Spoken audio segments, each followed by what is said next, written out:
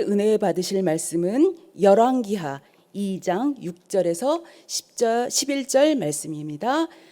열왕기하 2장 6절에서 11절 말씀 함께 봉독하시겠습니다.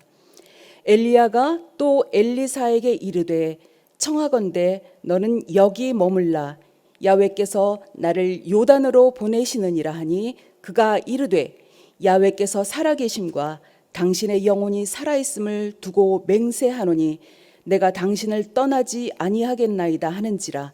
이에 두 사람이 가니라. 선지자의 제자 50명이 가서 멀리 서서 바라보매 그 두 사람이 요단가에 서 있더니 엘리야가 겉옷을 가지고 말아 물을 치매 물이 이리저리 갈라지고 두 사람이 마른 땅 위로 건너더라. 건너매 엘리야가 엘리사에게 이르되 나를 내게서 데려감을 당하기 전에 내가 내게 어떻게 할지를 구하라. 엘리사가 이르되 당신의 성령이 하시는 역사가 갑절이나 내게 있게 하소서 하는지라. 이르되 내가 어려운 일을 구하는도다. 그러나 나를 내게서 데려가시는 것을 내가 보면 그 일이 내게 이루어지려니와 그렇지 아니하면 이루어지지 아니하리라 하고 두 사람이 길을 가며 말하더니 불수레와 불말들이 두 사람을 갈라놓고 엘리야가 회오리 바람으로 하늘로 올라가더라. 아멘. 오늘 이 본문 말씀을 통해서 성령이 하시는 역사가 갑절이나 있게 하소서, 성령이 하시는 역사가 갑절이나 있게 하소서란 말씀으로 함께 은혜 나누시겠습니다. 추석 명절 잘 보내셨죠? 명절 다음 날이라 어쩌면 많이 피곤하실지도 모를 텐데 이렇게 함께 모여서 또 인터넷을 통해서 이렇게 아침 일찍 있게요 하나님께 새벽 예배 드릴 수 있음이 얼마나 감사한지 모르겠습니다. 그런데 지난주에 큰일이 있었지요. 벌써 일주일이 지나고 열흘이 다 되어 가는데 저희들에게 너무나 많은 영향을 주셨던 존경하는 조용기 원로 목사님께서 하늘나라에 가신 일은 저희들에게 있어서 너무나 가슴이 먹먹하고 아프고 슬픈 일이긴 하지만 눈물과 고통 없는 하나님의 영원하신 천국에서 다시 뵐 수 있다는 그 소망이 있기에 저희 모두 슬픔을 이겨낼 수 있고 또한 하나님의 자녀인 것이 그곳에서 또한 만날 것이기 때문에 또한 감사한 일인 것 같습니다. 할렐루야. 평생을 성령님과 함께 동행하시면서 하나님께 순종하심으로 살아계신 하나님을 온 세상에 전파하신 원로 목사님의 삶을 돌아보면서 많은 생각을 하시면서 지내고 계시지요. 저도 마찬가지입니다. 신앙생활을 어떻게 했는지 또한 돌아보게 되더라고요. 어딘지는 모르지만 아주 어릴 때 교회에서 뛰어놀던 기억도 있고 단편적으로 있긴 하지만 어쨌든 저는 초등학교 시절 엄마 따라서 동네 교회를 지속적으로 다니면서 먼저 예수님을 믿으셨던 엄마가 개척교회로 옮기신 일이 있으셨습니다. 그 후 여러 일이 생긴 후에 교회에 다니지 않으시던 아빠가 당시 여의도에 있던 우리나라에서 제일 큰 순복음 중앙교회라는 교회에서 합쳐서 함께 다니자고 말씀하셨는데 그때가 제가 중3 때였고요. 3월 첫 주일을 현재 여의도 순복음교회에서 드렸습니다. 그 많은 사람들을 해치고 어떻게 제일 앞자리에 가서 앉아서 있었는지 기억이 나지 않지만 부모님께서 음악을 좋아하셨는지 그런지 모르지만 성가대 앞쪽에 강대상 바로 제일 앞에 그 넓은 데서 가장 제일 강대상 바로 앞에 온 가족이 쪼로록 앉아서 2시간 가까이 드렸던 예배의 순간은 지금도 생생하게 기억 속에 남아 있습니다. 예배가 그 당시 예배가 시작되고 성가대의 묵도송을 듣는 도중에 난생 처음 아주 놀라운 경험을 했습니다. 동네 교회 다니면서 6학년 때 성령 세례를 받아 방언을 유창하게 하긴 했지만 그날 처음으로 하나님의 임재가 무엇인지 경험을 하게 되었습니다. 조용기 목사님의 설교를 시작하기 전에 성가대가 하나님께 찬양을 드리는 그 순간에 교회의 지붕이 열리는 듯했고 마치 그곳에 천국이 그곳에 임하는 듯한 너무나 거룩하고 너무나 위대한 힘의 신이 계시다는 것, 그 하나님, 유일하신 하나님이 그곳에 꽉 차 계신 것이 느껴졌고 말로 다 표현할 수 없는 경험을 정말 난생 처음 하게 되었습니다. 영원히 죽을 죄인이라는 것이 너무 느껴져서 제 자신을 주체할 수가 없었고 어찌할 바를 몰라서 저도 모르게 눈물 콧물 흘리면서 정말 2시간 내내 제일 앞이라 나가지도 못하고 그렇게 예배를 드렸던 것을 시작으로 여의도 순복음교회에서 신앙생활이 시작되었습니다. 대부분의 많은 우리 교회 다니시는 분들이 그렇지만 그렇게 순복음교회에서 조용기 목사님의 설교를 들으면서 이렇게 자라게 되었지요. 그렇게 고 조용기 원로 목사님을 존경하면서 그 목사님을 통해 역사하시는 성령님의 역사를 보면서 더 하나님을 더 깊이 만나려고 노력하였던 것 같고 또 그러한 것이 조용기 목사님의 너무나 크신 영향이라고 생각이 듭니다. 저희들이 살아가면서 좋은 신앙의 스승을 만나는 것은 참된 복 중에 하나인 것은 너무나 분명하기에 그렇기에 저와 성도님들 모두 참으로 복된 사람인 줄 믿습니다. 아멘. 고 조용기 원랑 목사님께서 하나님께 순종하는 삶이 가능했던 것은 하나님을 뜨겁게 사랑했고 정말 하나님을 인정했고 온 마음을 다해 사랑했기 때문이었지요. 하나님을 뜨겁게 사랑하고 마음을 다해 사랑하는 그 삶이 목사님의 삶으로 끝나는 것이 아니라 저희들의 삶이 되긴 다시 한번 소원하면서 그렇기 때문에 이 본문을 묵상하게 되었습니다. 오늘 읽었던 그 열왕기서 그 당시 시대 배경에서 눈에 띄는 것은 이스라엘의 아합 왕과 아주 사악한 그의 부인 이세벨이 다스리고 있었죠. 그들은 바알과 아세라를 숭배함으로 인해서 그 이전에 이스라엘의 모든 왕들보다 아주 하나님 보시기에 악을 더욱 행했기 때문에 하나님을 아주 노엽게 했고 그 사람들이 리더였기 때문에 백성들까지 죄악으로 몰아넣어서 결국 왕국이 멸망되어버리는 큰 원인이 되어버렸습니다. 엘리야는 누구입니까? 저희들이 너무나 잘 알듯이 갈멜산에서의 그 불이 하나님께서 내려주셨고 물을 부을 제단에 하나님께서 불을 내려주심으로 인해서 바알의 제사장들과 대결해서 물을 부은 제단에 하나님께서 불을 내려주심으로 그것이 기적을 보여주셨죠. 엘리야에 의해서 그래서 이세벨의 바알의 선지자 450명, 아세라 선지자 400명은 그렇게 기손 시내에서 죽임을 당하게 됩니다. 하나님께서는 엘리야가 있을 때 어떤 일을 해야 하는지 3가지를 명령하셨었습니다.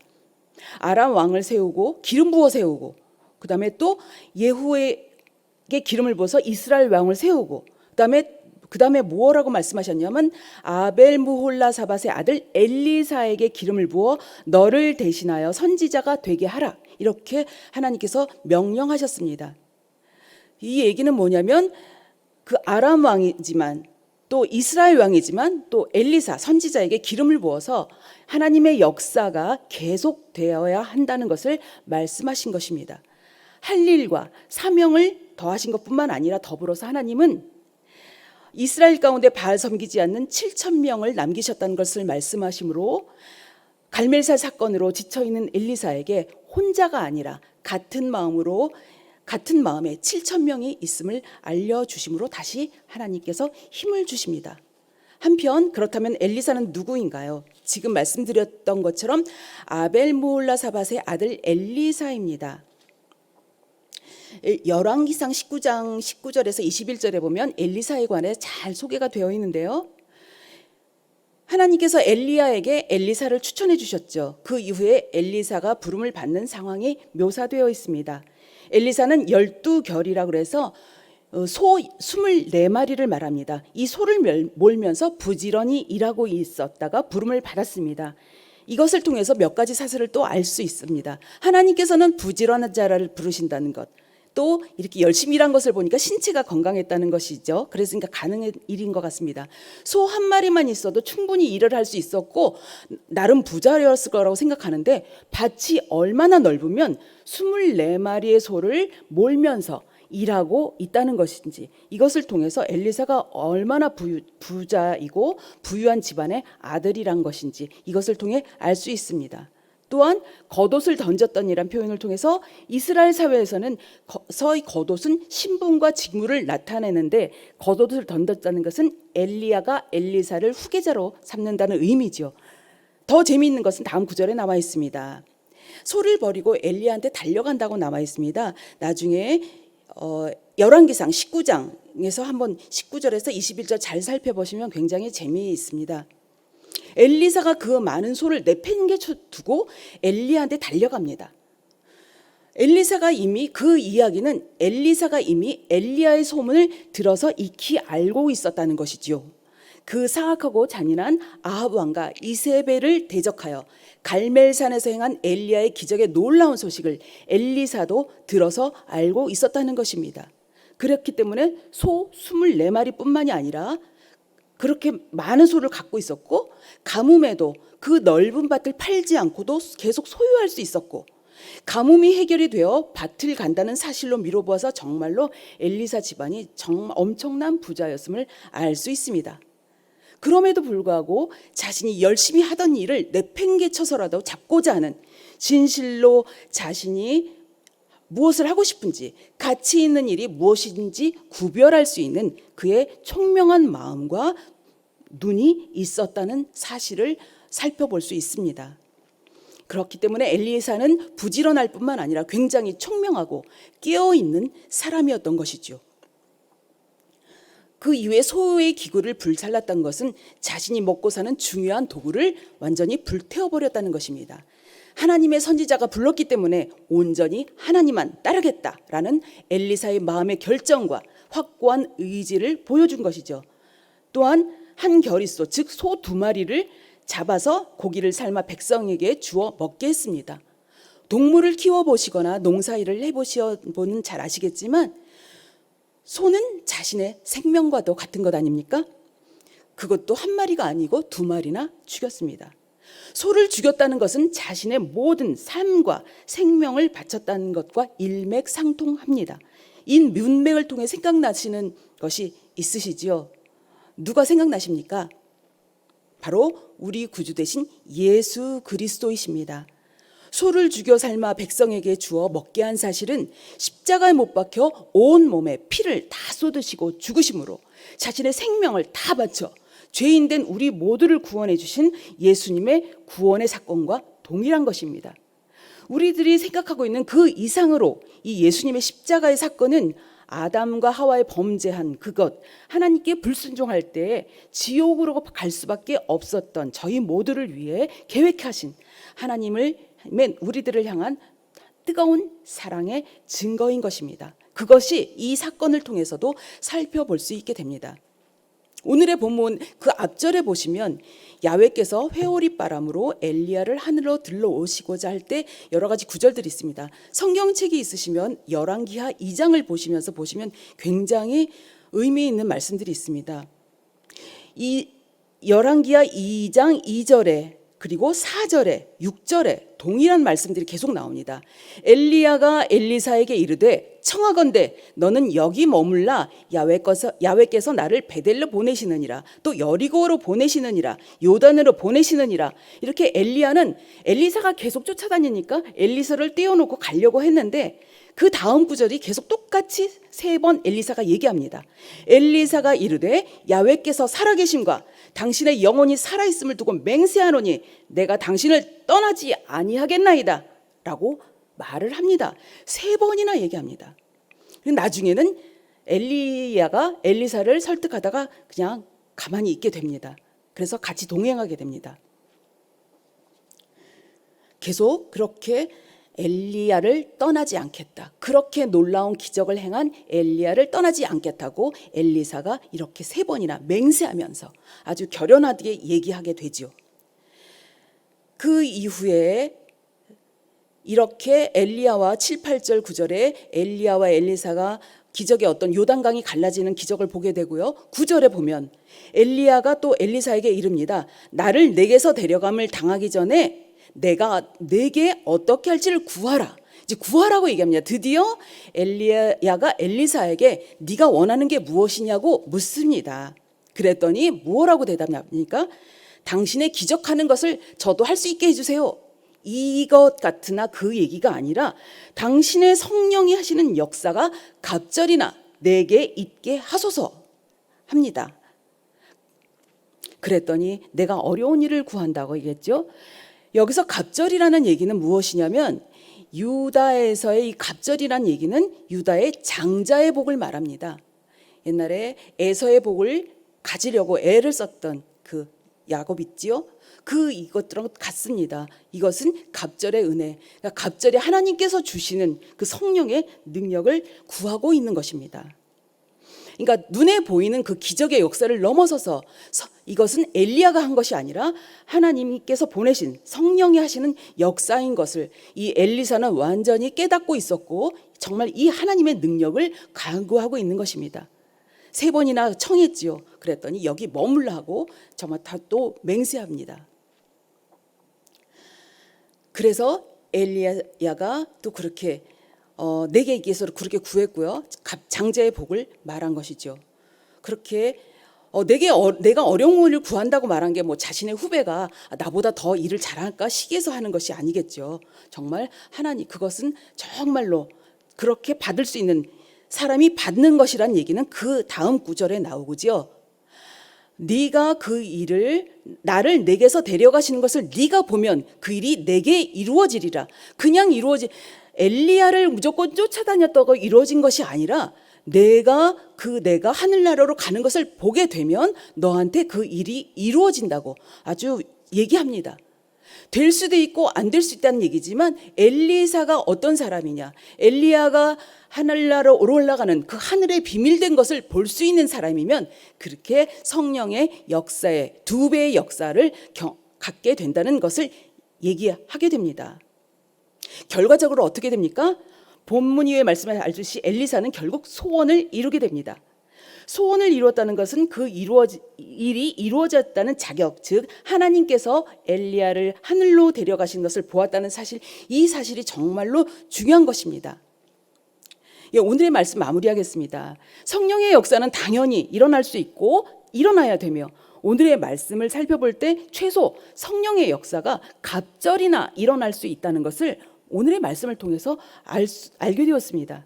이 역사는 엘리사 시대뿐만 아니라 2000년들을 살고 있고 2000년을 21년이나 지난 지금 우리들도 구해야 하는 것입니다.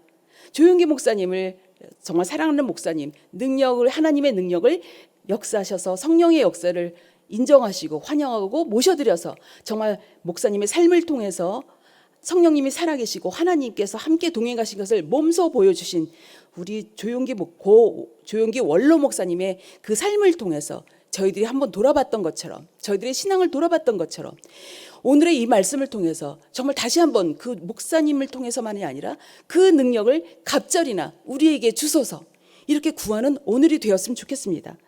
정말로 천국을 앞서서 보냈기 때문에 목사님을 그리워하고 슬퍼할 것뿐만이 아니라 목사님께서 평생을 두시고 정말 헌신하며 섬기신 하나님께 순종하면서 성령이 하시는 갑절의 은혜를 다시 한번 구하시면서 하나님의 살아계심을 나타내길 정말 다시 한번 소원합니다. 그렇기 때문에 지금보다 더 말씀과 기도에 시간을 더 투자하시고 시간을 내서 하나님을 만나시길 바랍니다. 그래서 엘리사의 소원이 나의 소원입니다. 정말 성령의 역사가 내게 갑절이나 있게 하소서 그렇게 고백하는 귀한 오늘 이 시간에 되길 다시 한번 소망합니다. 아멘. 그러면 한번 함께 고백했으면 좋겠습니다. 성령의 은혜 함께 따라 하시겠습니다. 성령이 하시는 역사가 갑절이나 내게 있게 하소서, 내게 있게 하소서, 우리에게 있게 하소서, 우리에게 있게 하소서, 우리 교회에 있게 하소서, 우리 교회에 있게 하소서. 아멘, 할렐루야. 하나님께서 구할 때 그대로 하나님께서 주실 줄 믿습니다. 아멘. 기도하시겠습니다. 사랑의 아버지 감사합니다. 그렇습니다. 정말 성령의 은혜가 우리에게 있게 하시고 정말 저희 모두에게 하나님을 구세주로 정말 영접하고 예수님을 따라가며 성령님을 의지하는 저희 모두에게 성령의 은혜를, 갑절의 은혜를 부어 주시옵소서.